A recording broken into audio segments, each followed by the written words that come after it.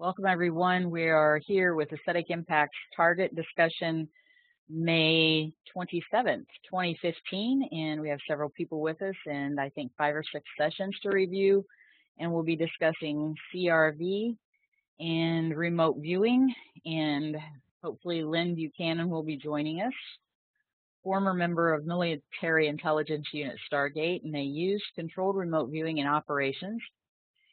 This target provided by him, chosen several months ago by me from a pool that he offered and just now revealed to the students and those sending in sessions tonight. My name is Teresa Frisch. I never mentioned that. I figure if you found me, you already know, but that's all right. So our target tonight is 150527. I'm going to take a minute to hopefully find the chat window. Things change in this environment when you go live. And my little drop, there's my menu. I can see the chat and I can see the participants. And that way I know if somebody's raising their hand and asking a question. And Linda, I see your apology there. Thanks, Fred. No worries if you're even here, you're going to learn something. So if you didn't get a chance to work the session, I understand completely. If you did work it, tried to work it, but chose to keep it to yourself, that's fine too. We're just glad to have you here. So target 150527. Let me see if I can scroll. And I can't enlarge anymore, but you will be able to see this on Lynn's website. He made it live today, or he usually does. And it took a minute to see if he made it in. But this location is in Australia. And it was actually well publicized. And I think Ray McClure gave this target, researched it and stuff for Lynn. And then Lynn spends an additional 5 hours boosting it to a training target. So there's a lot that goes into choosing targets when you're learning remote viewing, because it's one thing to just have a singular feedback photo and recording from that, but a lot of feedback here. Somebody's got the mic up. All right, I just muted it. Lens converts the targets to training targets by giving you a lot of locational information, climate data, what the event or the activity entails. So there are a lot of things that are just outside camera range, like cultural aspects. You won't get that from a singular feedback photo unless it's really obvious that you're like viewing someplace in Japan, or even if it's in Africa or the Asian countries in general. You can maybe get an idea, but what if it's a festival? What if it's a cultural festival? That could be anywhere. It doesn't mean that you're actually at that location globally. So, plugging on about Lynn's targets and why I really recommend that you use them for your training exercises. So, here's a woman was walking her dog on the waterfront in Melbourne, Australia, when a sudden gust of wind blew the little dog into the sea. You can see it helpless, afraid, and confused. The dog began drifting out on the current. A young man passing by saw the situation and had the courage and caring to do something about the plight of both the woman and her dog. He stripped down to his underwear and headed over the railing to rescue the helpless animal. And I should say quickly, because some of you might have picked up on that. So there he is going over the side. Seeing that someone was coming to help, the dog began swimming closer. The current was strong, though, and a simple act of hanging onto the pier and reaching out for the dog was out of the question. The man would have to let go of his own safe hold and go out into the water for the rescue. The little dog was tiring quickly and struggling against the current, but the young man finally reached the dog and, keeping it above water, began bringing it back to the pier. Holding the dog in one arm and struggling to climb the pier with the other, he finally reached to the top, okay, where the woman was waiting. He handed the dog to her and then was able to climb to the top of the pier himself.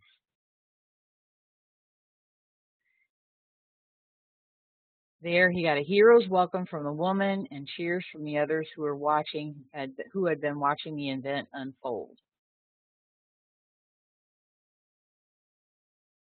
The woman was overjoyed to tears that she had her treasured dog back, and the dog got a warm towel and lots of love.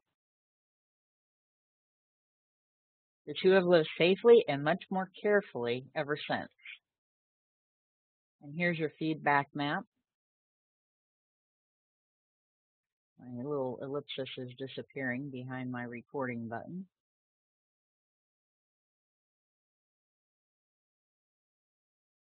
So there is your feedback map for those advanced students who were dowsing. I would like to say that I chose this target purposely, because I wanted you to have, I always say that real life isn't always all about hot air balloon festivals. And it's not all pretty bright colors and lots of fun and laughter and all that stuff. And while we don't send you mayhem targets, some of you are actually preparing to use this in real world applications. You want to do something useful with it. Some of you want to work search and rescue. I'm getting increasing contact from people, especially who want to help find lost animals. And this, I thought, would give you an introduction to that environment, let you experience reporting some of the emotional aspects of the site. And remember, you are an observer. You are not supposed to be experiencing what that person feels. You can report on what they're feeling, but we don't want you to actually get sucked into the target and experience what they're experiencing emotionally. I've offered some pretty boring targets in the past, and people would say that, that really was lousy. That was about as exciting as watching grass grow, and it was an empty building. There was not a dang thing going on. Now, why would anybody want to remote view that? Well, if a dog's lost in a deserted building and you're trying to find it, it's like a dress rehearsal. So what few of you were exposed to that target, it was a dress rehearsal. It was a big old empty school used as a church on the weekend. And that's the purpose of a lot of my webinar targets, because you have, and I hope you are, working Lynn's target pool on your own, because you are on a Montessori program here. You're supposed to be practicing on your own. So you have that environment available to you all the time. I try to do something a little different in the webinars, which don't necessarily make a lot of sense to somebody else who's not in training if they come along and watch it, which is part of the reason they're on YouTube anyway, just for education for anybody who wants to learn about remote viewing. But if you are exposed to different types of scenarios on my webinars, it's for a reason. And so it doesn't always make me out to be the best target chooser, because not everybody has all these glowing results all the time. But I am actually quite proud of you, most of you, on a regular basis, because if they're boring, sometimes you still get them. And if they're not quite so boring, you do very, very well. So let's see, I do have a note in here. Linda says she got the song, "Did you ever see a lassie go this way and that, and biological ejects and objects fall from the sky in prayer?" And she AOL'd Ocean and never got to stage 2, though. Well, practice, practice, practice is all I can say. And let me see if I can minimize this just a touch and bring up a session or two. I'm still kind of keeping an eye out for Lynn. All right, so I'm just grabbing them, no particular order. And this is Jenny's session. And she's actually working on summary writing. So, and she has started her PDF out with her session summary, which I don't stress heavily enough. That's what you're supposed to do. That's what's supposed to come before anything else and not the end. because the summary is what you choose to keep from your remote viewing session. Because the whole session is your two minds working together as one on a common task. So there is imagination from your conscious mind mixed in there, as well as your subconscious remote viewing perceptions. So when you go down through your sessions, you go by gestalt. You start your summary out by saying, the target has aspects of natural, biological, water, and energy. And then you skip a line and you go each gestalt. And then Jenny says the natural gestalt contained aspects of being green, uneven, large, wet smell, bright luminance, brown tan, gravelly, gritty, dirty and gritty. And it felt in the midst of the target, a murmuring sound was heard and a large singular sound. There is clay-like, uneven, hard, woody, stable with multiple patterns, and she felt a familiarity or somewhere that she's been before or seen before. The biological contained aspects of being multiple, human, engaged, focused, serious, dangerous, edgy, and adrenaline rush with a thrilling fear. The motion or energy was curving, moving fast with power, pushing, guiding, leaning with a strong aspect of balance and related to man-made, a man-made. The man-made gestalt contained features of a blue and aluminum color, lightweight, moving, circular, with mechanical energy, again an AI, a familiarity, and a déjà vu. The water gestalt was ribbon-like, jumping, going over in the air, fresh, muddy taste, soft, sticky, dark, hard, gritty, and warm. Warmth noted to be warmer than ambient. Phase 3 drawings were taken and further aspects were studied, and motion aspects of going over a woo-woo, sensation of stomach flopping, fascination, intent, interesting, relief. Oh, he did it. Can you believe this? She's a basic student. She's been practicing hard. And it's not that I'm not proud of all of you. I'm proud of this session. This is great. Oh, he did it. Multiples of the same, mentally fatiguing to watch or thinking about, natural smells present, outdoor ambiance. I moved 20 feet above the target and found the following. Segmented layout, we do this here, we do that there. Aspects of man-made, biological, wetness, and being slippery. A man-made structure is seen to the right. The man-made structure to the right contained aspects of human biological presence, blue, gray, serious, billowy, fabric-like, efficient, and busy. I went to the important biological and described aspects of tall male blue, cobalt blue, loose warm brown fair, spread, head covered and encased. I went 100 feet to the right of the target and found man-made, which had aspects of focused, entrance barrier, something that pushes back, resilient, grid-like pattern, interference, filtering. I moved to the left of the target and found aspects of natural, outdoors, wood-like, few biologicals not focused, green level foliage, wet, damp smell, like after a rain shower or thunderstorm. Quiet resting, quiet voices, natural sound, wind and leaves. I then perceived aspects of the man-made related to the motion the man-made had aspects of momentum, spring, snapping, sounds of applause, relief, happy, happy when it's over, one position to another, finished, completion, it went over. Then there was another man-made which contained aspects of globular, right angles, movement, directing movement, focus, and guiding. Okay, so great summary. Lots of really spot-on perceptions now that you know what the activity is. And just remember, when you have multiple man-mades, make sure that you label them. You go through phase 1 and get your gestalts. Before you start phase 2, go back up. If you have the same gestalt more than once, you need to number them so that when you start phase 2, your perceptions that you're getting for man-made 1 indicate which man-made you're looking at. The same carries through then in your summary.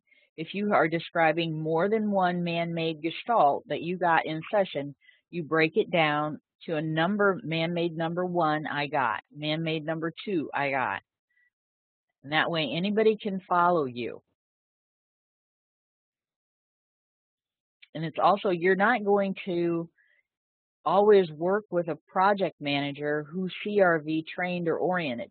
So if you can stick to a clear-cut summary that anybody can follow, you're golden. So structure is looking good. She leaving some space in between her right and left-sided activity, right side being conscious mind notes.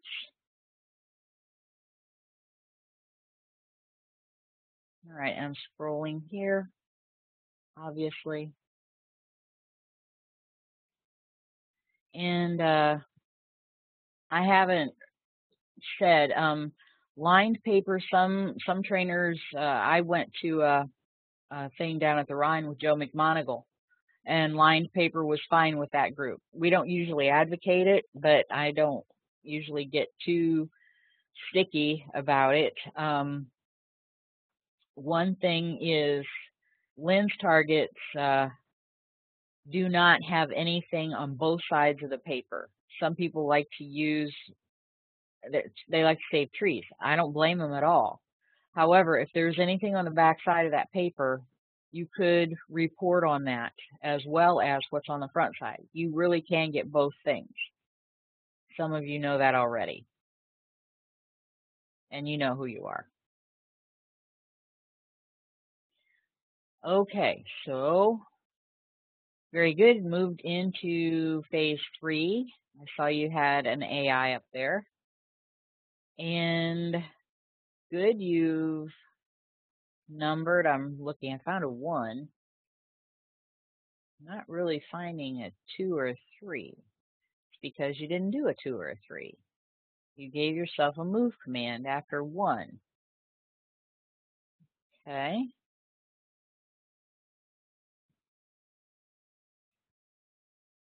This is good. You're going to enjoy it when you start getting into phase 4 because you're going to have the columns to work with, and you're going to learn about that very, very soon. But right now, what she's doing is working in basic structure in phase 1 through phase 3, and you can remote view the heck out of a target with just those 3 phases. When you get into more advanced work, having the structure of phase 4, which you'll see in Bob's session, and I don't think anybody else sent one in, but we'll see, that has phase 4. It's like having the entire stage. Instead of just working under one spotlight, you have the entire stage.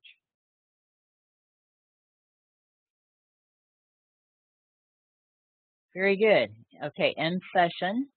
She wrote end session, and remember to pick up your set-asides, if you had any, because your set-asides are your agreement with your subconscious that you are going to focus on this session subconsciously and with both of your minds and not have distractions that are really potentially part of your real life that are part of everybody's real life. Yep, right there she had no POCDs, and so therefore no set-asides. No monitors, no observers, and remember, it's very important that you get in the habit of doing your admin just like this, because we're training you for applications, operations from the minute your pen hits the paper the first time. That way you don't have to take another course all over again just so you can do real world work eventually. So again, you always say that there's no monitor. You always say that there is no observer, unless there really are. And your POCA is anything that psychically, any flashes that may have come in about the target before you started. And POCD, that's the distractions like previous sessions, fear of failure, the phone. And then your set-asides, you would address each of those. And if you need brushing up on how to do set-asides, please contact me. You do them specifically one at a time. They should match your POCDs. They should also include any POCAs, because a POCA is a stray cat or an AOL. So if you don't set that aside like a stray cat or AOL, it has the potential of hijacking your session and you'll buy into it. It may be perfect. It may be nailing the target, but you still have to set it aside and do your session. So, very good job, Jen. And again, if you want to key up your mic, feel free if you have any comments or anything. I put a lot of time in on this. I know it's been a busy spring, and you've had lots of outside stuff to do. Good job. Starting to sound like a parent. Good grief. All right, that's the feedback. We don't need that, and so's that.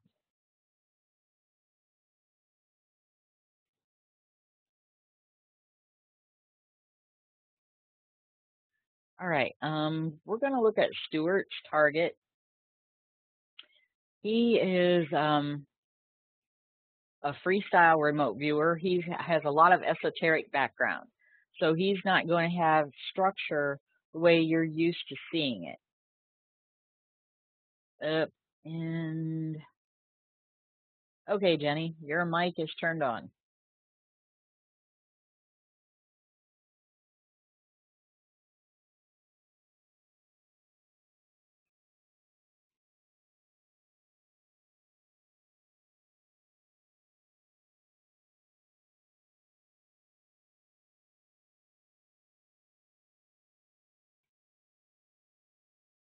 Can you hear me now? Yes, I Can you hear can. me now? Okay. Yep. I was having some trouble. The deja vu, I've not been to Australia, but that harbor looked just about like a harbor in Maine that I used to go to quite a bit called Booth Bay Harbor. And the walkway and everything was very similar to that. I noticed the pulley mechanism is commonly used to load and offload boats. I put something like that pulley mechanism in there.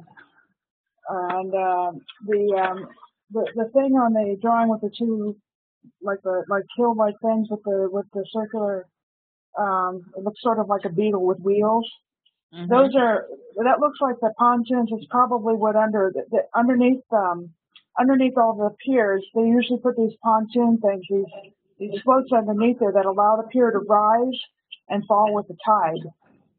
And that's what that looks like anyway. It was a very interesting session. But I think the deja vu thing was probably because of the similarity to that place in Maine. Actually, there's a lot of that. More than people realize, you associate the target stuff with things that you know. And like I did one with a merry-go-round at a school. It was a school target, and I drew the merry-go-round, and it was at my school. And I have a picture of it, and hopefully I'm going to publish that in I hope at a nursing conference in the fall with some advanced concepts on that poster presentation. Also, there's the famous, I think it's issue 3 of 8 Martinis, where Ingo learned from Helen that she didn't know what a nuclear reactor was. She described it as a teapot. So you start getting the associations of things that you do know, and it's your conscious mind's like, hey, you know what this is, hey. And while that's good, you picked it up as a deja vu feeling, which is a type of AI as well. And it also is your conscious mind giving you some feedback as to possibly you could be describing some stuff. You don't want to buy into those associations if they're AOL stray cats, but you can see the interplay of those two minds trying to do a cooperative thing here. Describe, don't identify is kind of difficult when you do have that deja vu feeling and you do want to really like buy into, that environment, because you know what's going on and you know exactly, your subconscious knows. Ron's here, and he recorded the same thing in the Menlo Park session that we did earlier this year, and he wrote in session either I feel like I've been here before or I've been here before. And that's an environment that he's comfortable in. And so it's really cool because that kind of stuff is going to come out in session fairly frequently. And so just make a note of that in your patterns, and you'll know, in your growth progress that, you did have it happen and it was a positive. Can't count on it every time. You haven't been everywhere in the world, but when you do see it, it's like you know it when you see it. So I don't know if all that rambling made any sense at all, but it No, was. and it's very relevant to to what I've been dealing with lately because the AIs kind of sometimes have been catching me off guard. Now that one was one of familiarity, and then I've had this last one where it was something unpleasant. You know, Mhm. trying to understand that what AIs are and how they come into this is, I think, something I need to work on right now. Well, and I think there's an AI column in phase 4, and that's your feelings about what's going on at the site. The SI column is what other people are feeling or experiencing at the site. So you have a column for reporting each type of thing, which I think you're going to find helpful. So you are reporting a lot of emotional uh, aspects at this point, and you're restricted to basic structure, which only allows you to write them off to the right-hand side. But we did clarify that when it goes 3D, like you're experiencing the site in its entirety, that's your spatial relationship to the site. And that's when you start getting your distance perceptions. You get a feel for the fact that you're there, how big it is or small, whether it has an actual shape to it, stuff like that. And that carries the emotional component with it because you always have an emotional reaction to being at the site. And so, yes, both things, both types of AI are all about you. And it's really important that you recognize that. But the AIs and your emotional responses, you could have one every other perception. That would get a little boring, actually. If you're so busy writing down your own perceptions, it's kind of hard to report on the site.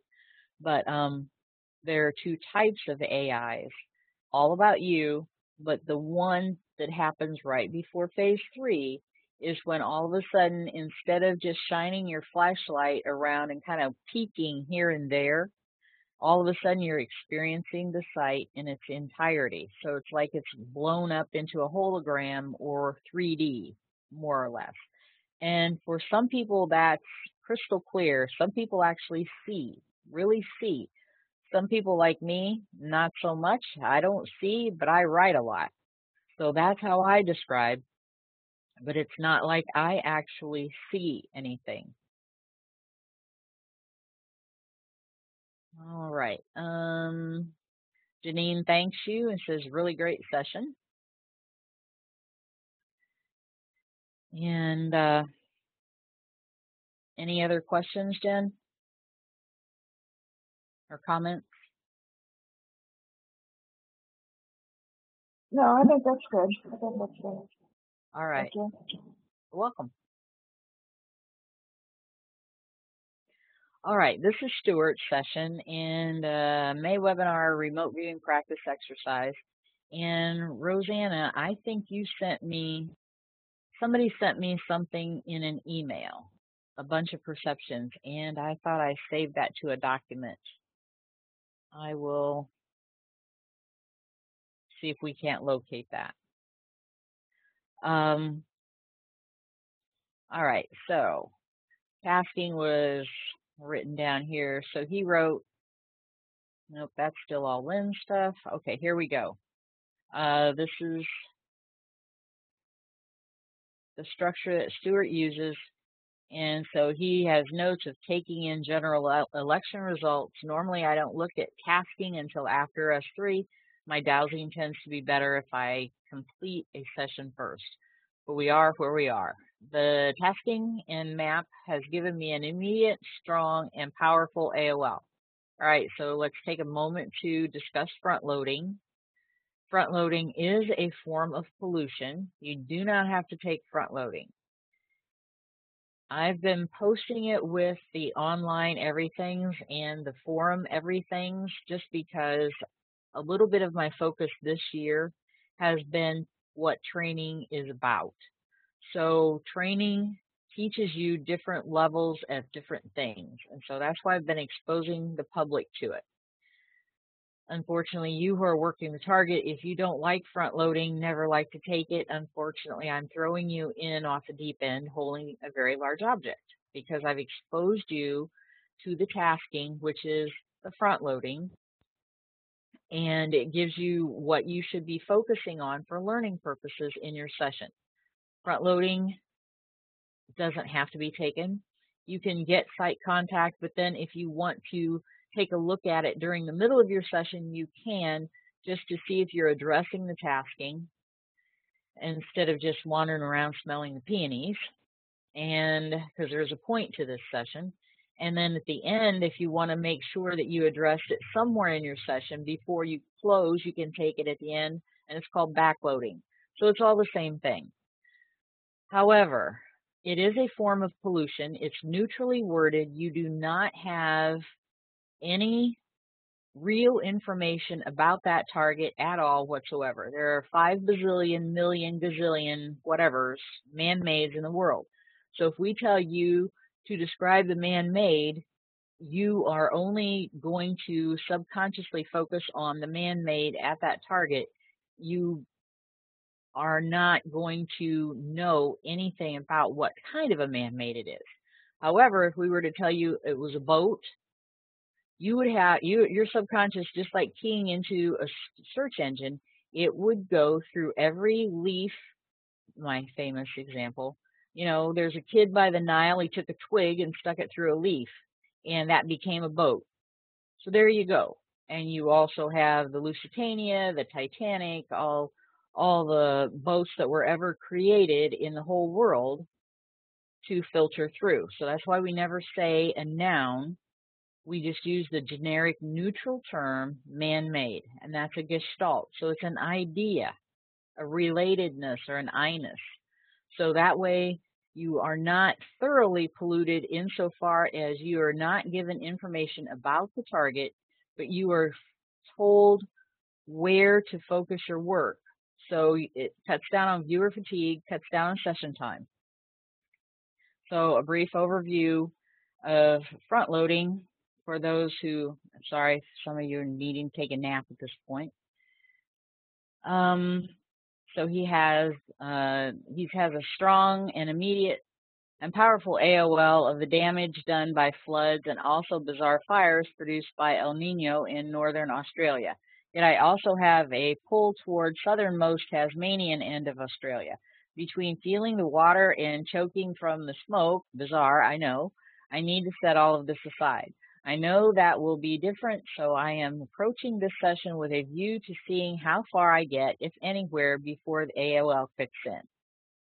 And he does set it aside over on the right.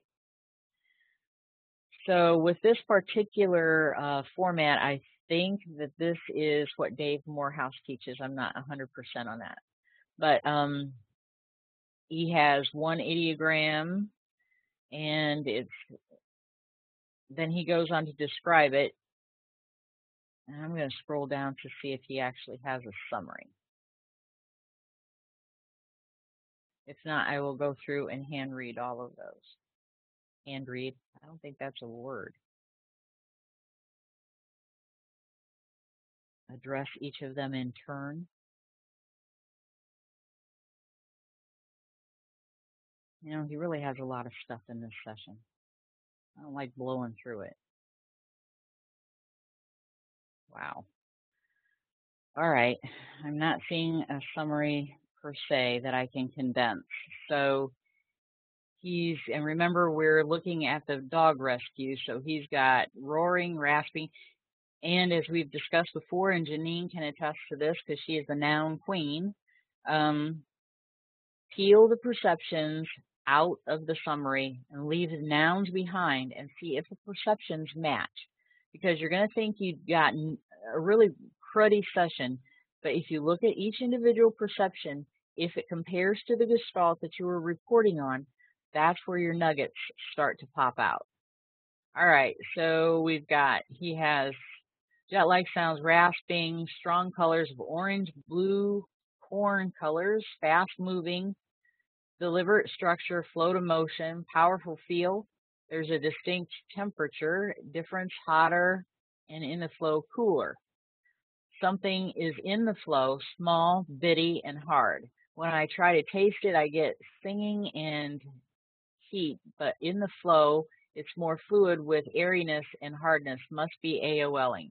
And he is very energetic focused. He has a lot of experience with energy imprinting and trails. I don't think I'm saying that quite right.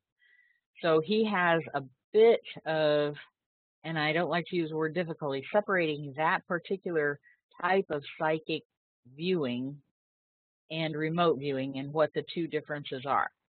So, but he's been working on it for several months.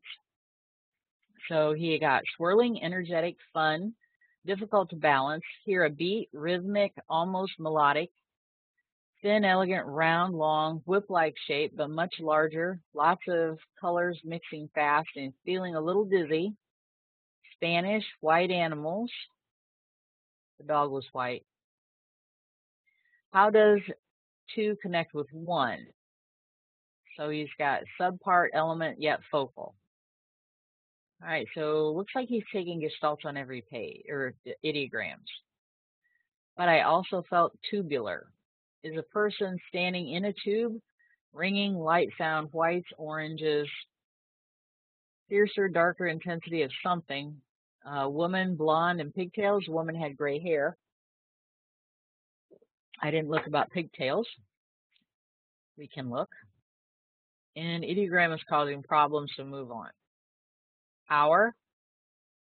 I not coming. It's complex. A whole mass of stuff is trying to come at once, and it's getting stuck in a constriction. So let's try to unblock it. Sorry. Move to constriction and release its ties. And we've got not the best at structural, not the best of shape, mechanical, big, blacks and grays. Something is moving through it easily. Airy grids, electric lights, blinking, yucky taste. As I try to feel around the object, there is a really strong, powerful flow hindering me. We have very strange, as I battle this flow, I'm getting some urges and sexual thoughts. Why? I had to break to help my wife, so that is probably why. Move on. I feel tubes with a directed power flow within, but not totally within. I could climb up on this, but would get swept away. For some reason, I am feeling powerful. Move on.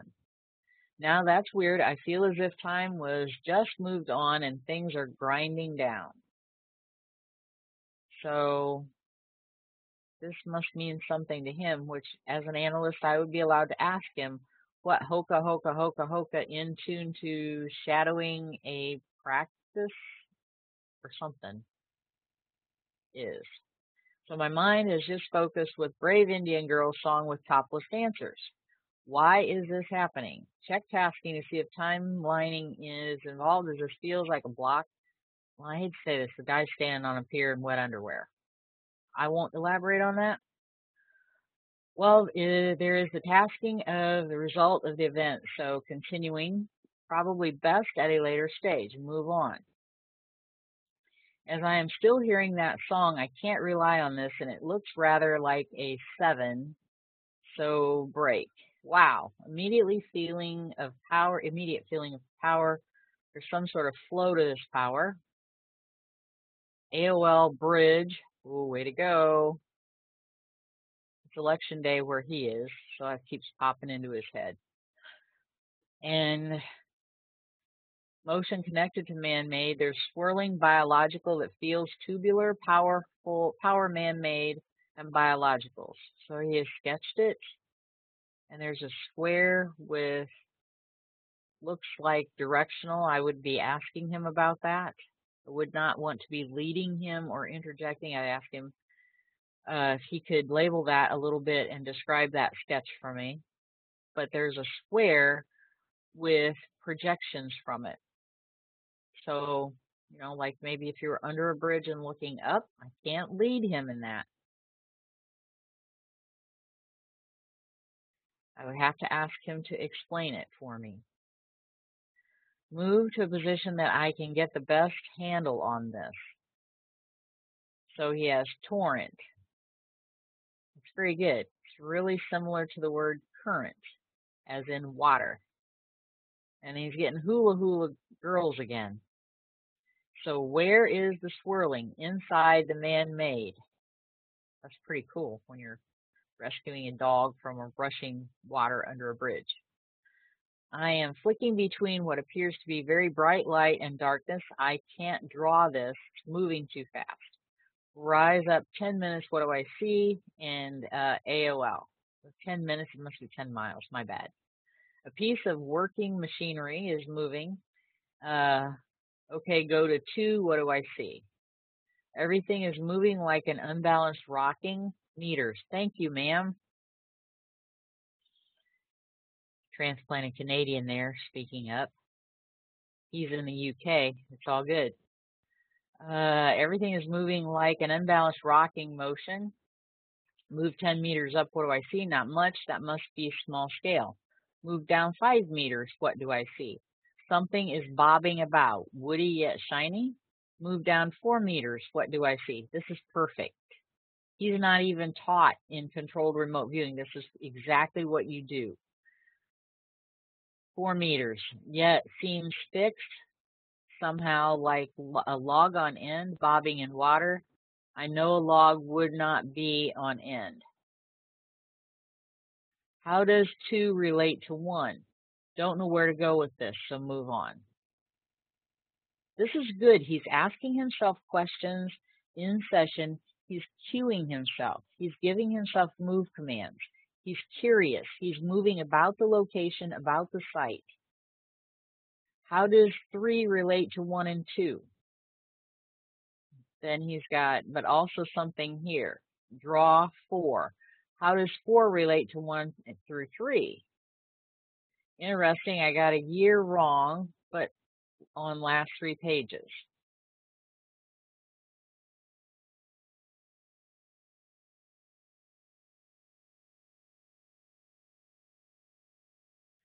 Windy, wet, AOL is outdoors, weather conditions. 2 things are going on. An event itself and a natural man-made could be an event in an event. Devastation to small stuff, but also beauty. So now he's dowsing. Now he's forgotten the matrix. So here's the phase 4 matrix. And he actually could have done this a long time ago. So this is called working the columns. And he's getting floods and crops and harvesting. And if he gave himself that move command, and if all this rushing water is outside the banks of whatever tributary this is, or if it was the ocean itself, I mean, he could be able to see harvesting and crops and floods. I'm not fudging for him. I'm just saying you have to think these things through and what could be going on there. And if you had a customer who knew this location or several locations were looking for confirmation information, this is all good stuff.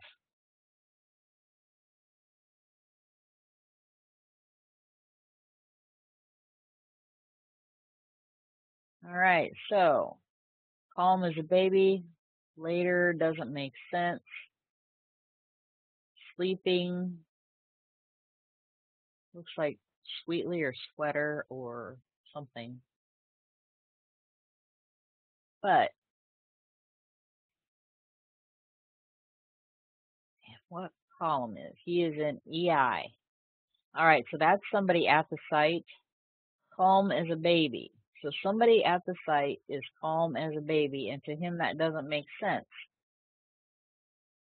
Not fudging, but considering the fact that we now have a rescued animal.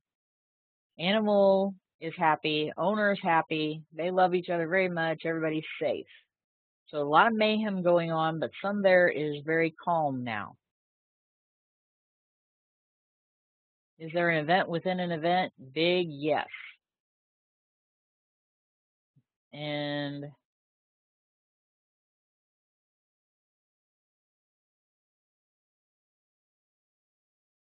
And see, I can't actually send him the feedback and hope that he'll understand that he did well. I almost have to have a conversation with him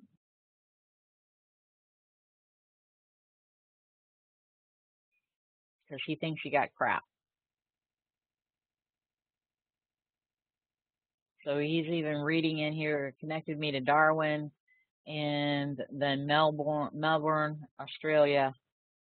And he's asking himself which one, if any, is relevant to this target. Due to the strange, stronger feeling, I am opting to go for point 2.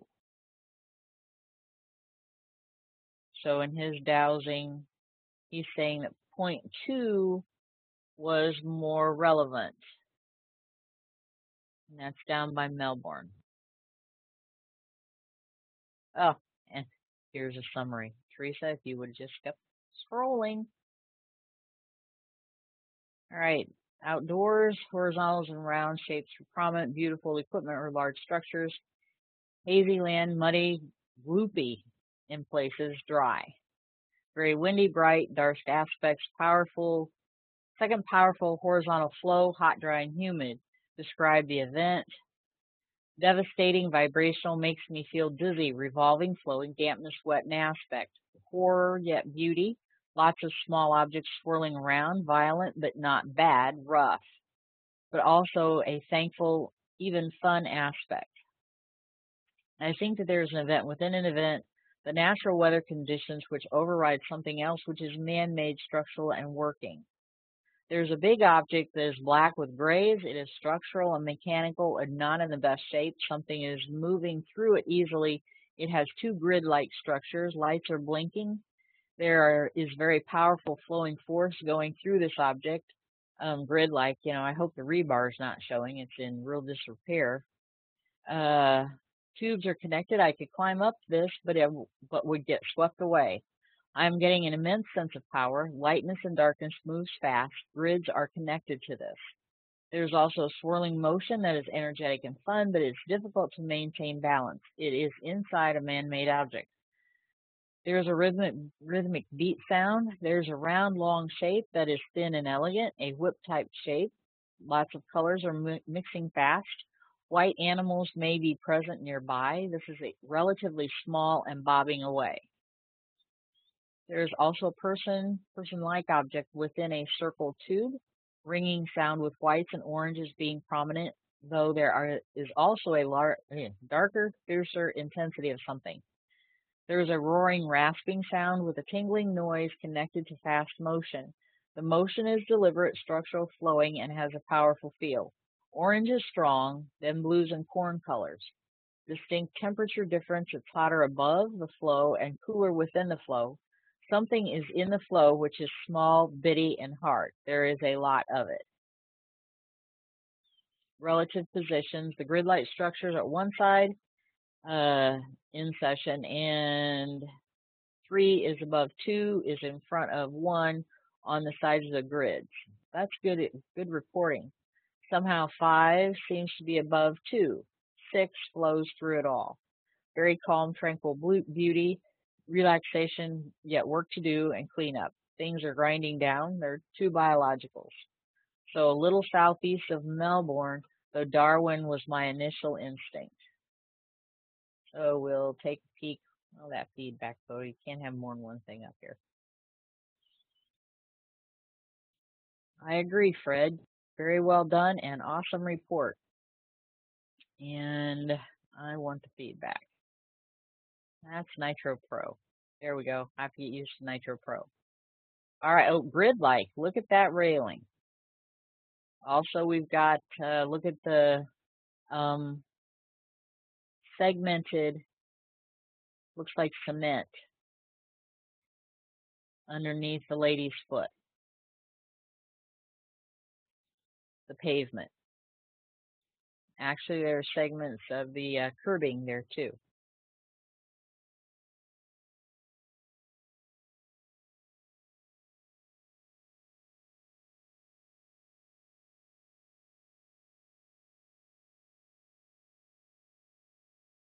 That guy was really brave. Did it say where this actually like city or anything? I didn't catch that.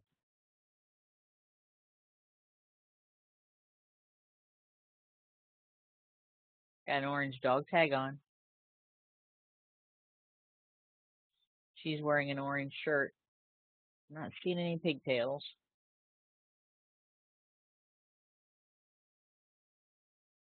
Aw.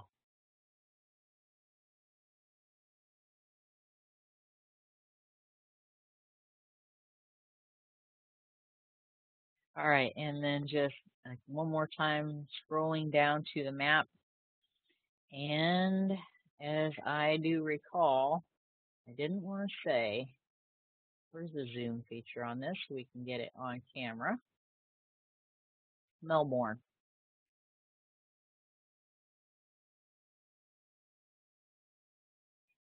So he nailed it with the dowling, even though he did have a lot of AOL due to the tasking. He saw the front loading. So he thought that Melbourne had the stronger pull, and the event happened in Melbourne. Nice job, Stuart.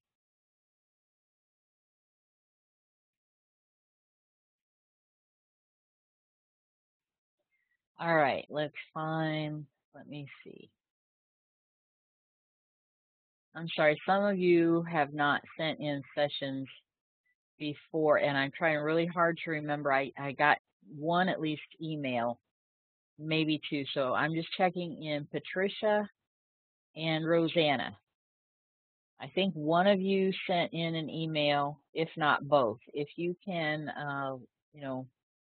throw a comment in down in the chat area or cue your mic up, because I'll go dig them for them. We'll find them.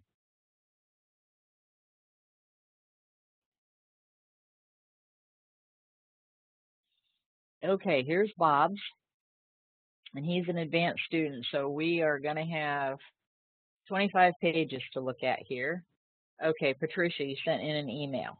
All right, I'm doing my best to try and find it, unless we can, if you want to, once I look at Bob's stuff, if you would, we could just cue your mic up and you could read it to us if you feel comfortable with that.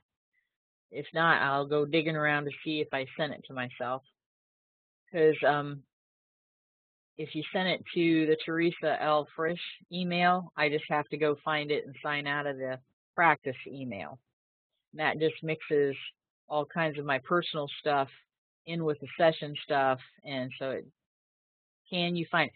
Tell you what, if you can find it and mail it to AIIS Practice RV at AOL.com. Let me type that in. Duh.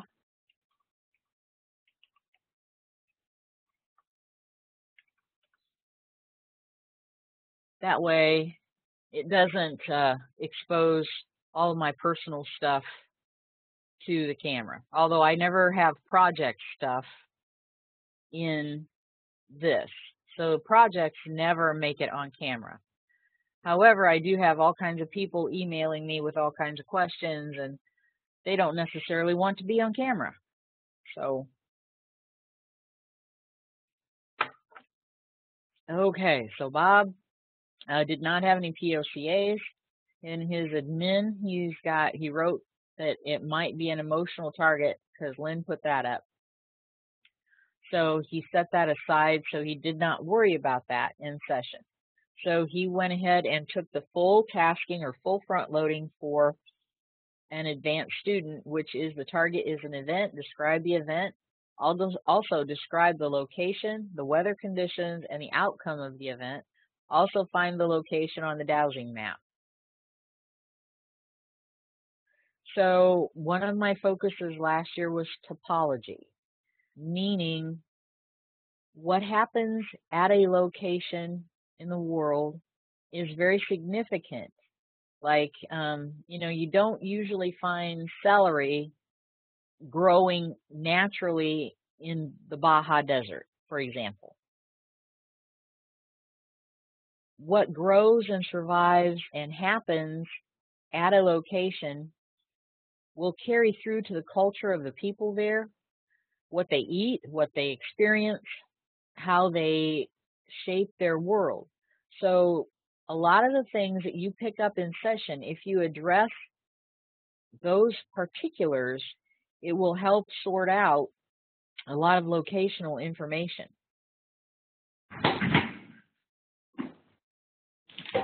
Rosanna, I'm going to mute your mic. Oh, sure. Okay.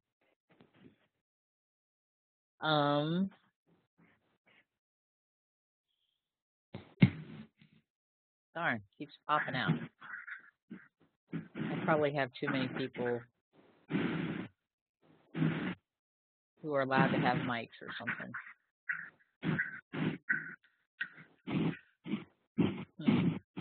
A little weird. Can you still hear somebody? And I'm okay with that, but if you don't know that you're keyed up.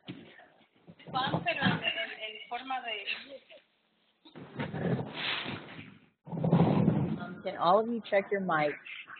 Because I'm muted, but somebody's mic is open, and I just don't want you all to be having private conversations that you don't want us to know about because you're home doing your things. I can't figure out from my end, it looks like everybody should be silent.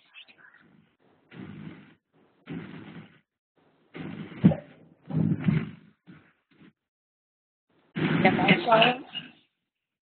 silent? Whoever just said that, no, you're not. Okay. I'll look for silencing. Who are you? Is it Patricia? I'm guessing. Just because I didn't recognize your voice readily. Whoever you were, you successfully found out how to silence your mic. Very good. Like I said, I just don't want you to be saying things on camera that you don't want us to hear. On audio, rather. All right, so let me see what we did here. We have 3 coordinates. There's a multiple ideogram on that one. So we have several gestalts to work with when we go into P2. So he indicates he's going to start phase 2, working that land. And hilly shaped and white and slippery sliding, falling downward in direction. And he is getting AOLs of Iceland, Antarctic, and Alaska. So flat and bumpy textures at the base of a mountain-like structure, which I don't know this location well enough to know if that is so. If anybody Googles it or whatever, let me know, please. Mountain-like structure, steep, dangerous ambiance, natural and ecological structure. It's pristine, ice-rolled structure. And he's going to sort this all out in his summary. He's getting clean-smelling males and females, base of land at the structure. And you'll notice, by the way, let's just go ahead and touch base as a refresher. When you're winking about the site, he's working the land gestalt. However, he's getting things that you don't necessarily associate with land. So, I missed the fact he went to the biologicals. That's appropriate. However, he might have gotten the biological stuff when he was working land, which is meaning that they are associated with it. There are biologicals there. So you can get things that aren't necessarily on the gestalt that you're working just because they are at the site in phase 2. The purpose of working phase 1 and 2 is to get to your AI in phase 3. And let's just make sure he's having some dimensionals so y'all can see. Base of land structure, safe distance, short to mid height, and that's about the biologicals. What you need to be looking for here, we've got tall, steep, things that indicate size. And then an AOL of avalanche. And so his AI, and he did have dimensionals first, which indicates size, is I am at the site. I'm glad nobody was hurt. I'm okay. All is well. How awesome is that? I'm glad nobody was hurt. He hasn't seen the feedback until tonight. Now. There's no way he could have cheated. Because if you look, there's no confirmation, there's nothing on Lynn's site that if this feedback is visible, that it just popped up today. But he sent his session in some time ago, and this feedback was not available till tonight. All right, so the natural, then he's drawing the mountain-like structure, indicating where there is motion and where there are biologicals. Interesting. We've got biologicals up high and biologicals down low. And he says the purpose of this is natural climatic related.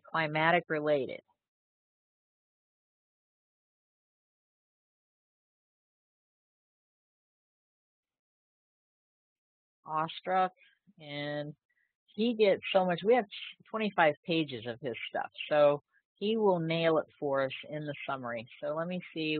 Using Nitro Pro, it only gives me one choice, so I can't screw up anymore. It makes me go all the way around no matter what. So, y'all, if you had a target, if you had a like little betting pool going on,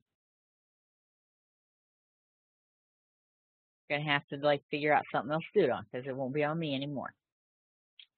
For those of you who aren't here, there's a 50-50 pool as to whether or not I would choose counterclockwise or clockwise, because I can't walk, chew gum, scroll, and talk about the thing and make that choice, and I screw up every time.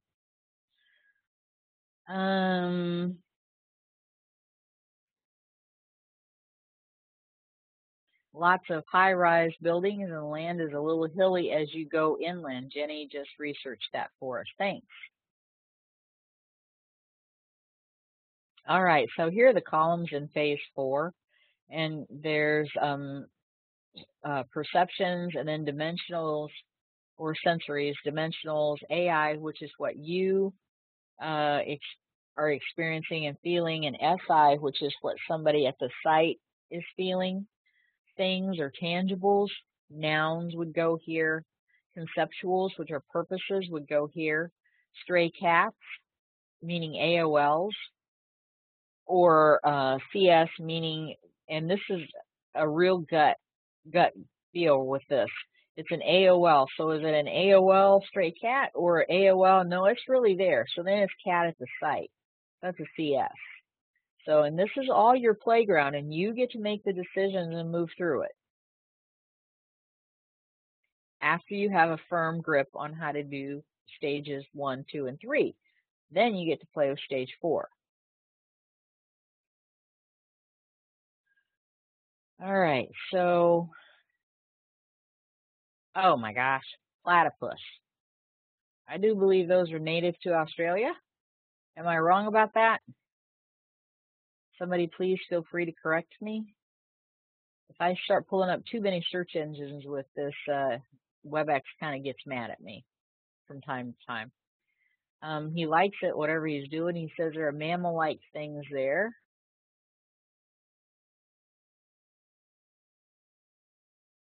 Then, Bob, we discussed this in 1 or 2 webinars ago.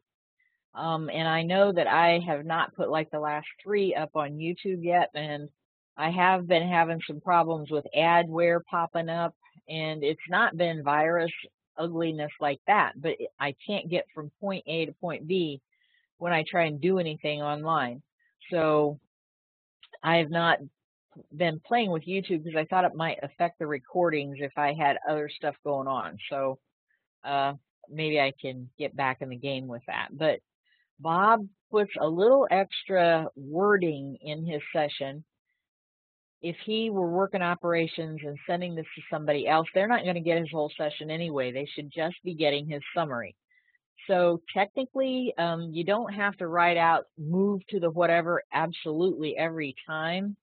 All you would have to do is write land in parentheses and then write underneath it language with a question mark, and that would tell us that you've moved to the land location, and all your perceptions now are going to be about what follows regarding the language at that land location.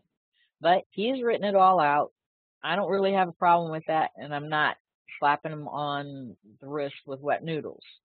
So they speak English there. And they also speak mixed multicultural and mostly English. And again, I'm just showing you some of his move commands. Now here he got pristine, and he thinks that that should go over in the column of tangibles because it actually describes it. But however, Bob, you were right with, unless you're saying it's a pristine concept. And what am I seeing? I'm scrolling. So maybe you were indicating it should go way over. Nope, you only drove over the tangibles.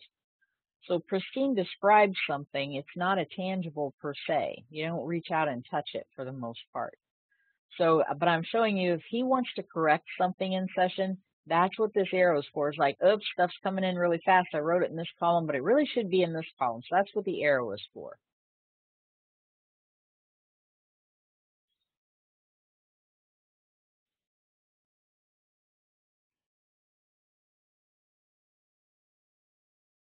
All right, now he's working phase 6, which is an advanced piece, and he's going to start working on some timelines and trying to measure some things. So he wanted to see what time of year this event happened. So he's just totally cueing himself. He's being curious. And so he drew a timeline and marked out the months. And then if he wanted to, he would get his first result. And then he could come underneath it, draw another one. And so say you've nailed the month. You want to know what day. You can draw 30 hash marks, one for each day of January, 31. 3. And had to do the thing in my head. You just saw that. So anyway, then you can figure out what day. And he's been getting perceptions about that. But he's indicated that he's got a separate page for a workplace by saying, see page 15 for P6 matrix. So now what's he measuring now? Yeah, keep going. All right, so now he's trying to measure the size of something, height of the man-made. So he wanted to see how high it is. And then if you have feedback, then obviously you can tell how close you were. And this, let me just point out, right here, this timeline is an ideogram. Ingo, I can't believe how smart the man was. I really wish I could have that conversation. And I don't know where we were talking about, or I heard Lynn say all the stuff that he knew when he, without saying, when he laid out the structure for the common person. Because remember, when they wanted to do this, they wanted to have somebody who could remote view in every platoon. So they could have somebody who was gifted, like a Navajo code breaker, who could tell them what's going on just over the hill. But that was really hard to train somebody to that level of ability. So that was an unreal expectation. But they didn't know that at first. And Fred's asking, when did this event take place? I am sorry. We'd have to Google that to find out for sure. It's actually it was well advertised. I think if you Google something with maybe 3 or 4 keywords, you find it without too much trouble.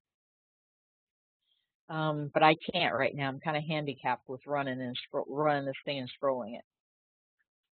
So here he's trying to measure the height of the man-made. And so an ideogram in P1, when you're getting used to working those ideograms and touching them and probing them and reporting on perceptions, that's an ideogram. So is your P3 sketch. That's an ideogram. In phase 6, these timelines in tools are ideograms. Thanks. Jenny's got August 7th, 2009. I don't know what season is that down there, Jen, for climate stuff. Winter. I thought so. August is winter there.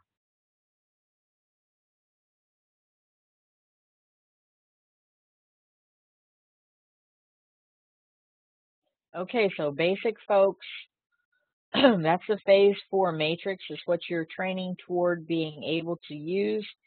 And intermediate folks, that's there are a ton of P6 tools.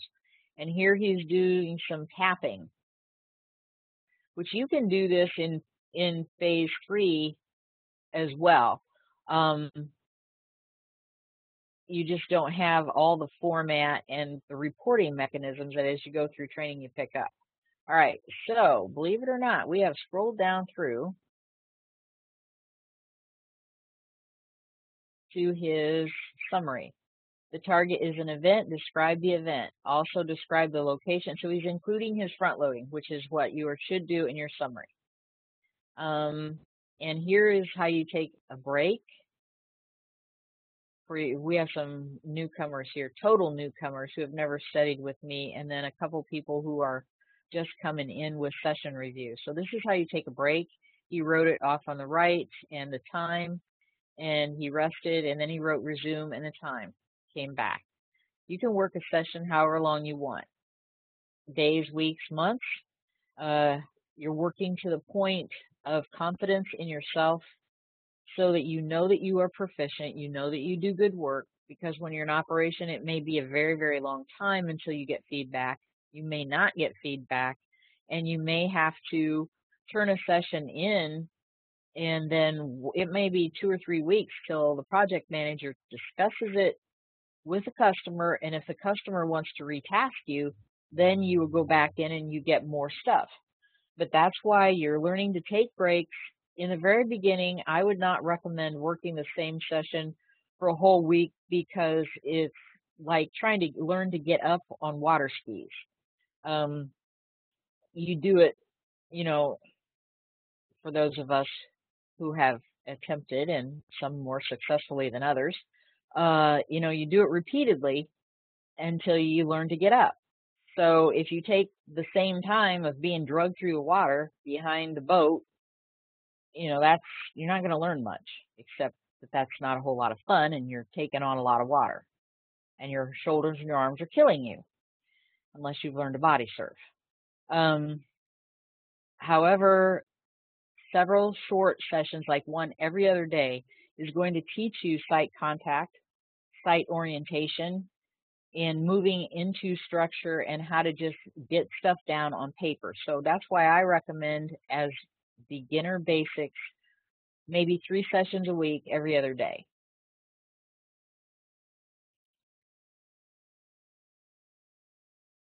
I think we might have lost somebody. All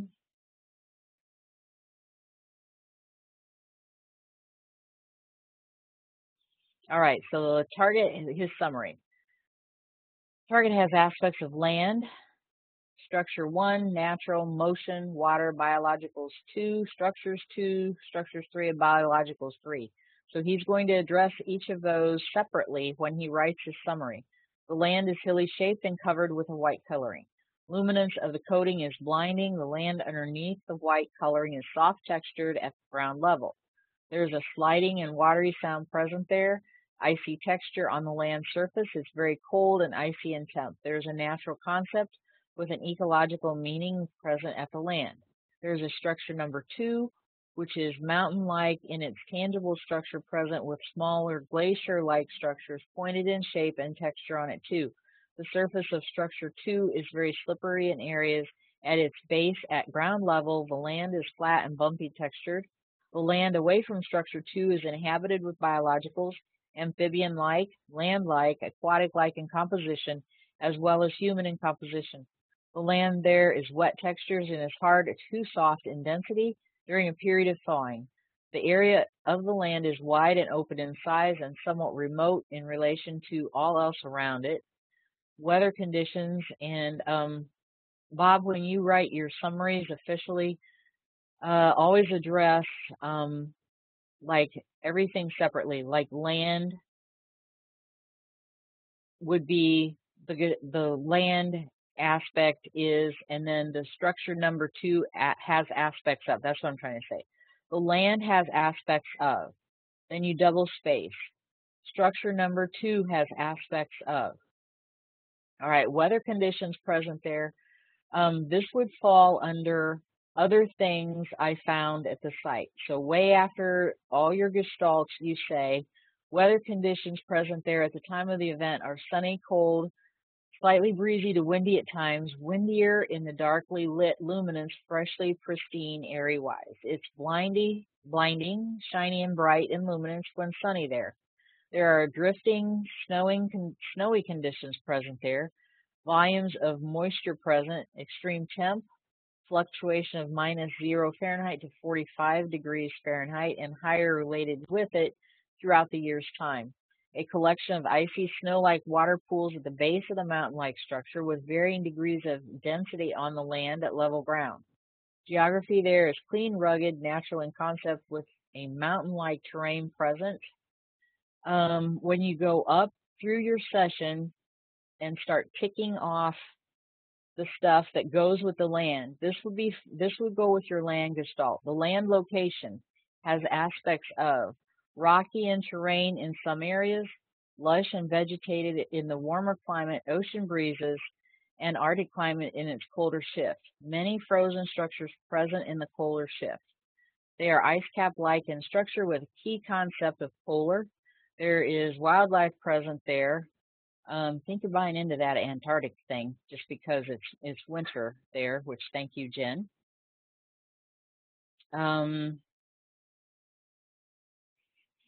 Fred is my trainer in Aikido, and he's like, thank you for great edification, Frisch Sensei, as if I'm a sensei. I must go. Cheers, everyone. So, some of the wildlife, there is an endangered presence with some of the wildlife. Yeah, with at least one. It's quiet and peaceful here. I like it. Some of the wildlife bios are mammal-like, rubbery textured, smooth. I like a good sea lion, seal, whale, crustaceans, if there are any around. And I don't know about sharks that far south, but Australia seems to be getting more vocal with those, and vice versa. The pace of the human biologicals there was slow in speed, and presently the life pace of bios has increased speed somewhat, but not too much. Remains set aside from mainstream activities, key concept of sovereignty related with it, sovereignty. And the activities at the land are community-based, ecologically scientific, hunting, great fishing, outdoor recreation, traditionally along with a pristine awareness by inhabiting. Biologicals 2, again, that should be double spaced, so we're addressing everything that relates to biological 2 for the physical natural care of its structural integrity. Some rural development, but a strict code of eco-friendliness is enforced here. It is structurally village-like. The primary language spoken here is English. However, there are multicultural languages spoken as well.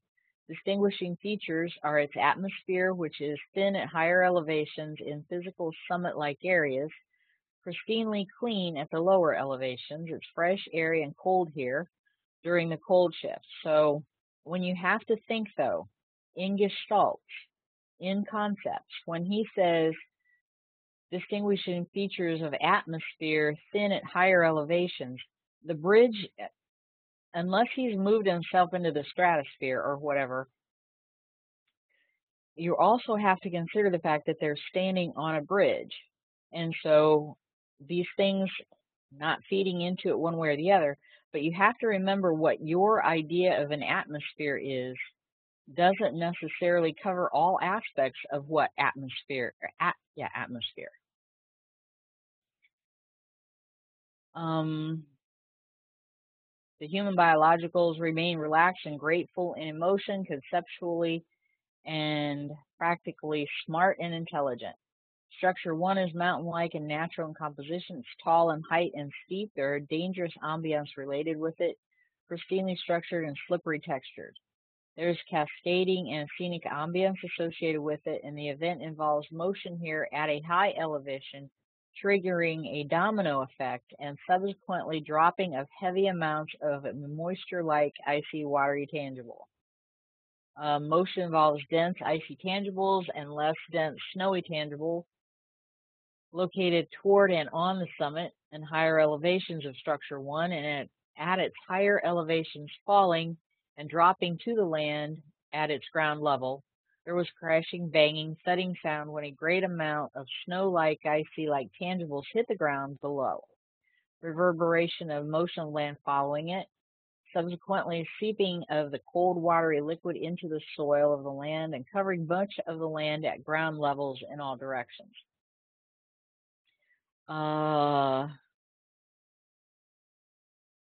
You're welcome. See you soon, Pat. Hope you can come back to another one. And I'm sorry we didn't cover yours tonight while you were here. The bios are human, male and female, safe and ambience after the event takes place, yet awestruck and startled in emotion. Bob, this is super, super stellar work. They are clean smelling and acclimated for a cold temp environment, positioned at the base of the structure at the land site at a safe distance from the event, average to stocky shape and physically structured, short to mid height. Then structure 2 at the land's perimeter involving housing were cleared, then repaired, for the physical clearing and repairing of structure number 3, which were road-like traveling areas as well. Bios 3 all worked with group meaning and purpose for safety. They were all busy, energized, and organized in emotion and mindset.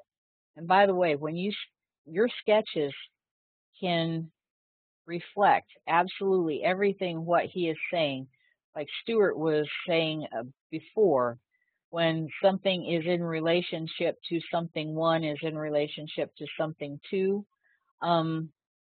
Like here he's got several structures, and he can say structure 3 was in relation to the land, which was whatever, and say on a map, a sketch, where it fell, as well as in his text here. So the group, he said, Bios 3 all worked with a group meaning and purpose for safety. They certainly did. They were all busy, energized, and organized in emotion and mindset. The month this event took place was approximately the month of mid-January, and I know you got that on your timeline, and you were talking about how your accuracy was or was not where you wanted it to be. I think what might have, and I can only look at this as an observer, but it's winter, and you don't associate August with winter. So that may have messed with your head without you knowing it. That's why you practice. The temps and climate at the land were cold, frosty, chilly, icy textured, windy, and brisk, and icy-like tangibles and snowy-like tangibles were moved around. The height of the structure at its summit is approximately 11,000 feet, very old in years, and the focal point of the event. Other things, and that's all, you can research every bit of this. If you keep working away at search engines, you can discover what bridge this was, because this is a well-publicized event. So you'll find out whether or not you scored accuracy-wise if you research your target.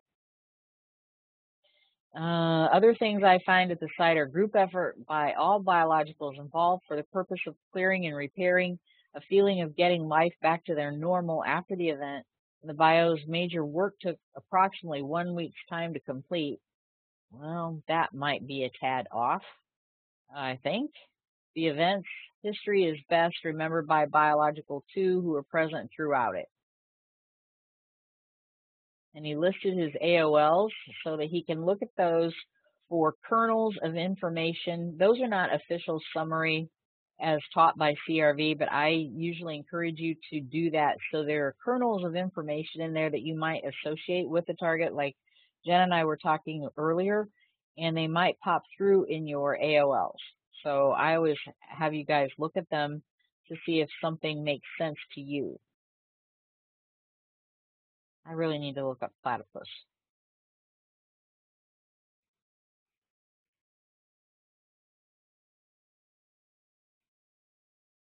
And eucalyptus, yeah, what am I saying? Koalas. Koalas eat eucalyptus, so I don't know for sure, but I bet that there's eucalyptus associated with Australia, but I would have to look that up. And that's it. Bob, do you want to key up your mic? And do I really have to say nice session? But I will say nice session. You got a lot more right than you got wrong. Hi, T. Hi, everybody. Hey. The land location, to me, looks like it was okay. The previous viewers, I think, did a much better job in viewing the event that was taking place there was actually the dog falling into the water. It wasn't a landslide or anything like that. So I'd say that I did okay as far as describing the land location, geography, and topology and things like that. The timelines were obviously need work, and I'm having fun doing that, so I'll keep working on that. I think that overall I'm not going to beat myself on it. The one thing I did notice, though, on the summary, well, on the sketch, I had, if you can go back to the sketch, there are little circles, which are gestalts, and they really come up in my sessions. They denote animals is what they denote. When I looked at my session summary or anything else, I didn't go into any further descriptions of animals. I just sort of let it go. In other words, I jumped right to biologicals number 2 without describing biologicals number 1, which was a gestalt of animals. I think what happened was the perceptions were coming so quick and fast that I just kind of lost, there it is, those little circles there. They very rarely show up in my sessions, but they are gestalts of animals. And I think what happened was the perceptions were just coming so darn quick and so fast that I lost track of the structure of keeping things in order there. But I did the best I could. It was fun.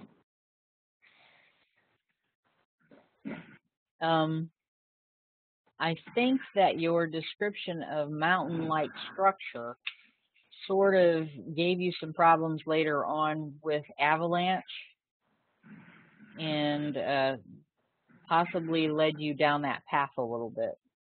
I think you're right. And you did say mountain-like, but I think and there's an AOL of avalanche.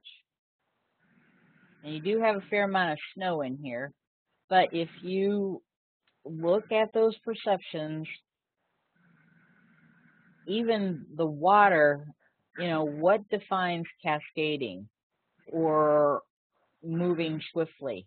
There are aspects of it, and that's why you say in your summary, the water has aspects of fast moving, etc., etc., etc.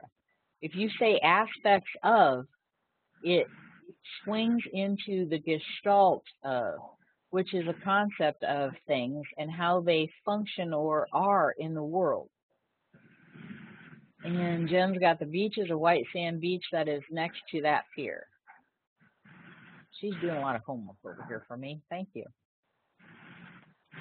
So when you say aspects of, you're buying into a concept and not into an actual noun-based activity, if that makes any sense at all whatsoever. Yes, it's sort of like what we're being taught is to stay away from nouns Mm-hmm. and to describe. Yeah. So aspects of something are, let's get used to this. Aspects of something let you view the site globally and not linearly. And it doesn't nail you into that coffin of being wrong because you've decided in your head what's going on. And it may not be a yellow school bus, it may be a yellow delivery truck. So, the minute you start thinking you know what's going on, that's when you get into trouble. So, aspects of describe but don't identify.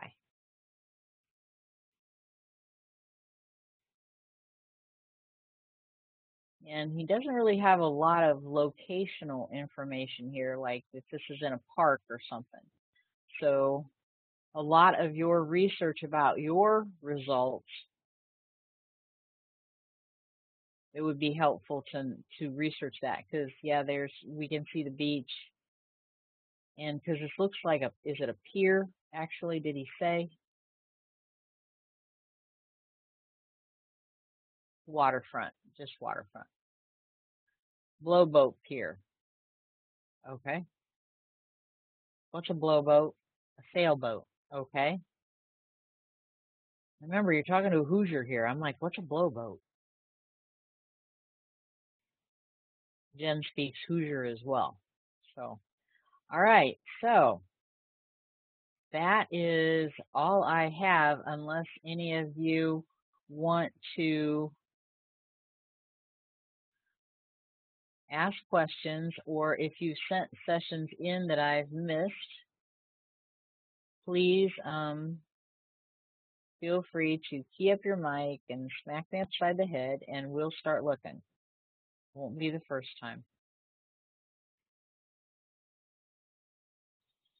And to remind everybody that the IRVA conference is coming up soon in June. You can still register and attend if you were thinking about it. I'm sure that we can find some place for you to stay.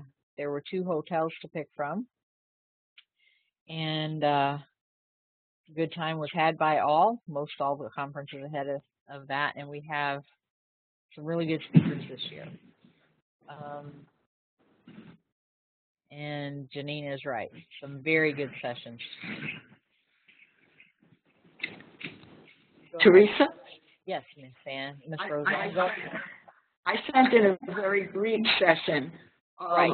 I guess I was, I just got an impression and kind of sent it in, but I thought there was only one picture. I mean, I was unaware that it was a story, so to speak, that it was a group of images.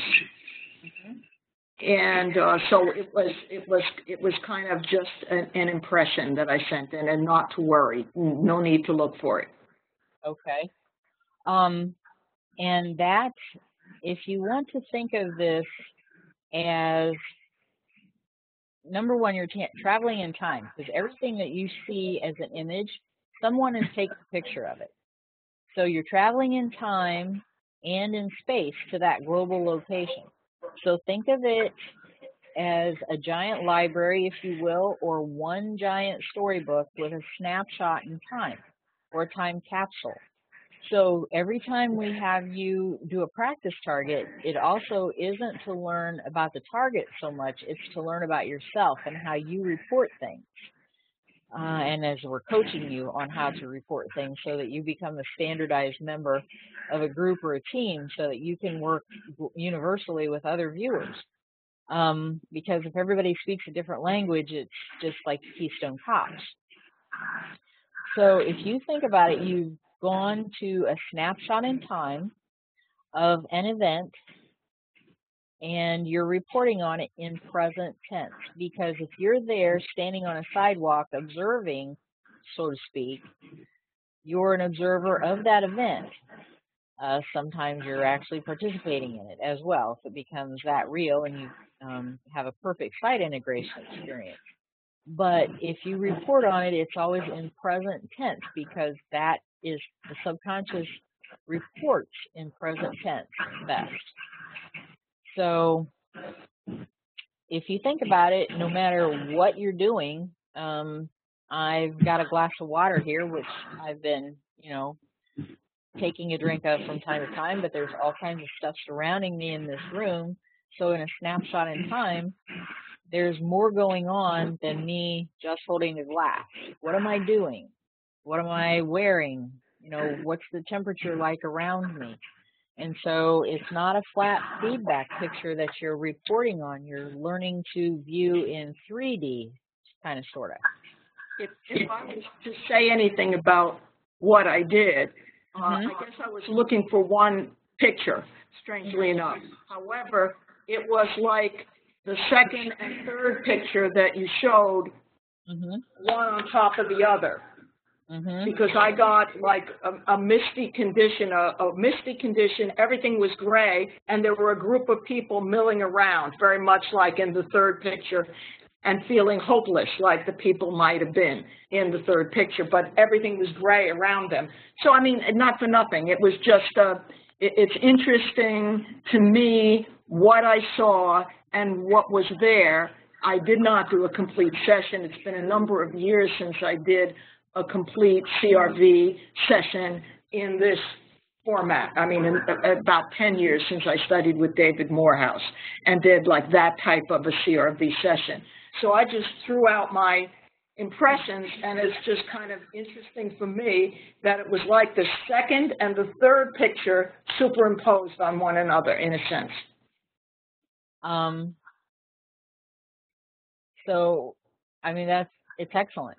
You had excellent site contact. You were reporting on the event, and those two pictures nail it. I mean, it shows what the guy's doing, what his purpose is, and what you reported on.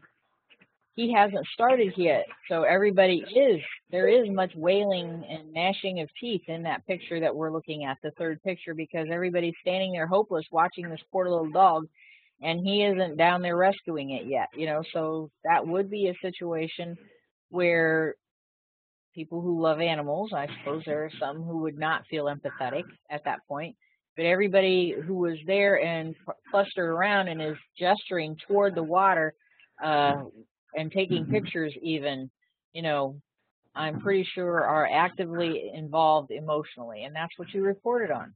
So that's good. Thanks. Very good. And Patricia did send her session in.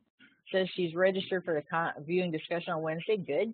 Oh, that's right. This was her email to me. I know this is going to be out of protocol, but I need to get this out of my system. And she worked the coordinates, and all I got was a sensation of darkness and humidity.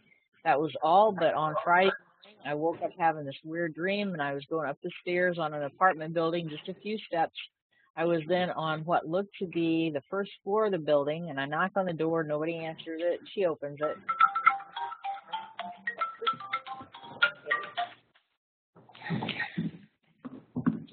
Phone's ringing or something. That never happens unless it's Lynn. And he never calls. The room was in darkness. Quickly, I began to see shapes. I noticed two seniors, one on sheriff blankets. They were a couple. My first impression, they were dead. Oh, that's right. I remember this email now. And then she saw the male name and might have moved a little, and they were just sleeping. Saw through the window. Sky was dark, no stars at all. Beautiful light and a full moon. And then she woke up. And she's a beginner RV thing, and this dream has left me with a rare sensation. And she doesn't know how to make a PDF or how to put her drawings on it, but she's going to learn. And it's on YouTube. And that's right, she's Pacific time. So she emailed us in wondering if it had anything to do with the session. And if it does, I mean, there is some real symbolic stuff there that you would maybe think, I mean, it's a real stretch, but symbolically, you've got the sensation of the darkness and the steps and somebody appearing to be dead and stuff like that. So I would not give her a thumbs up on this at all, but she's just starting to have that crack open in her consciousness that lets her do this. So it was a good first effort, and I hope she's back. Okay, so Jen says, my Lassie was a white dog, and the song was my first impression. I discounted it. I wrote it on the AOL column and let it go. And I often get songs as AOLs. And that's good. That's a phase 7, and those are types of AOLs. So those are great. And if you feel strongly about those, you write them in quotation marks, and we consider those as information coming directly from the signal line. You'll find as you continue on with your training, we like P7s a lot. Also, for those of you who don't know, I ventured into the land of radio. So on Monday evenings, they actually let me touch the buttons behind the scene like WebEx. And I did a first radio show by myself, the third one total with Lynn. So that was last Monday, and it's archived on Blog Talk Radio. Purpose for Women International is the name of the station that I met the owner at the conference in Columbus, the Universal Life Expo, and she asked if I'd like to, she had some open spots through the week, and would I like to try it? And I'm like, well, yeah, sure, why not? Tried all this other stuff. So feel free to call in, and until I get control of promoting it and saying what I want to say and who's speaking, more behind the scenes permissions, I have not advertised it well because I've been a little handicapped because I'm not in the driver's seat. So hopefully I'm going to take that forward and give CRV yet another voice on Monday nights at 7 p.m. Eastern Time on Blog Talk Radio. And unfortunately, there are advertisements involved. So when it intros, if you're expecting me, you don't get me until like about 6 minutes after the hour. So Linda says, I heard it was good. Thanks. It's just Lynn and I sitting around shooting the bull. So I thought if we were going to wing it, and the owner was kind of a little bit, now cue him and keep him on track. And I said, we've been doing this for about 10 years. We're all right. We'll be fine. So not saying that we're going to win any Grammys, but if we want to teach people something, if they want to hang out with us for 90, we'll make that just over 60 minutes. So thank you. Well, that wraps it up for tonight. And thanks everybody for sending in their sessions, because without you, we have nothing to talk about, and it makes a lot better learning experience for everybody if we have some sessions to share. So we appreciate the fact that you did share them, and we'll see you again in a month. I get this into, I tried to get it into pictures right quick, and I don't know if I made it. That's not it. I tried to take a snapshot for you folks who are new. You can go to WebEx and sign up for the whole year. There's a drop there. You can plug in the dates. When you go to WebEx, you'll see like the first or the next 3 webinars that are scheduled, one at the end of each month. And if you see student sessions in there, that means that I've got a classroom set up for students. It'll say private, and that's not this. So it'll have the webinars on the last Wednesday of the month. And if you plug in the dates from whatever day it is you're sitting there till December 31st, it will show the whole year. You can register for all of them if you want to. You're not going to hurt anybody's feelings if you don't come. It's not a big deal. But what I'm saying is if you register for each of them, you get reminders for each of them. And I set up a reminder about 10 days out for people who are working the target and need a reminder, and about 2 days out just to remind everybody, period. So you'll get 2 reminders, but you have to register for each of those each time. And that way it puts you in the driver's seat, and that's my secretary, and you don't have to worry about catching it on Facebook or catching it through CRV posts. It's like, oh, there's going to be another one, and here's how I go sign up. Just go to my website, aestheticimpact.com, online discussions, to the drop-down menu where it says register for online discussions. Pull them up, and you can key in through December 31st, and it has one per month for the rest of the year. And then you will automatically get reminders. The password is always BEAR, B-E-A-R. That was Lynn's dog. I did that because, actually for Lynn, I thought it would be easy for him to remember. But actually, after I thought about it, Bear was with us at Lynn's house for absolutely every class. Everybody knew Bear, and Bear knew everybody. So Bear is still with us. We're having class, and Bear is still with us. So thanks for coming. Appreciate you all being here, and see you again in a month. And for those of you sending in sessions and stuff and emailing, now that I'm not dealing with the adware, and for those of you on Facebook, unfortunately, you see this saga of my life because you see me moving around, winking about my site here. I've been really involved with getting my house in order because to satisfy everybody's expectations for classrooms, if I move this into the world of nursing and such, I need to be able to have a dedicated office space and for projects too. So for office at home, dedicated office space that is able to be locked. I had to move everything from the kitchen up here above the garage where there's this nice little room. So that's been an upheaval, but it's had a purpose. And you've watched me struggle through, just getting everything done a little at a time, and I appreciate your patience. And I'm sorry about having the adware on the computer, which has messed with my ability to work with PDF files, etc. But hopefully I'm going to be back on top of the game 100% versus using crutches here a little bit. So thank you, and we'll see you again next month. You know where I am if you need me. Night.